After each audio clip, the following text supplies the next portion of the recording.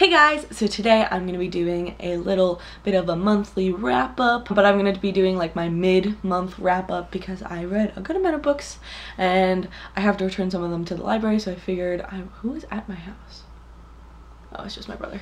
So I've already read a good chunk of books, so I figured I would just update you on what I've read so far, and then I will do a wrap up at the end of the month to tell you what else I've read.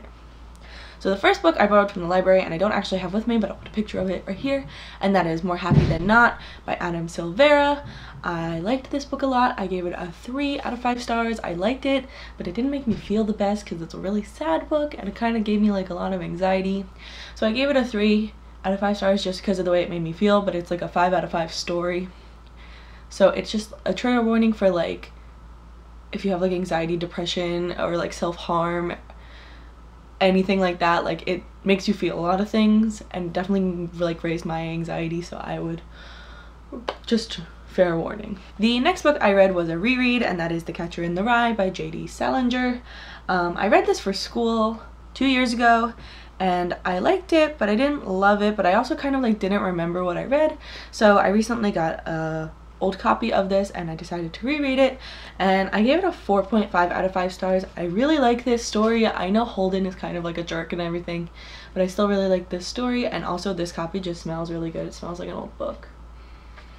But yeah, I gave it a 4.5 out of 5 stars and I was excited to be reading a classic. The next book I read is part of a series, and that is the Lunar Chronicles, and this is Chris, which is the 3rd book in the series. And if you don't know, the Lunar Chronicles is a sci-fi retelling of fairy tales. So the first one's about Cinderella, the second one's about Little Red Riding Hood, and then this one's about Rapunzel. And I read this last weekend for the Tome Topple, and I gave it a 5 out of 5 stars. I really liked this story. I really liked where it went, and I'm excited to finish the last book. I'm like 200 pages in to winter, so hopefully I'll finish that soon. But yeah, I gave this 5 out of 5 stars. Highly recommend. The last 2 things I've read are graphic novels, and that is Saga volumes 1 and 2. I literally just finished volume 2 maybe like 5 minutes ago.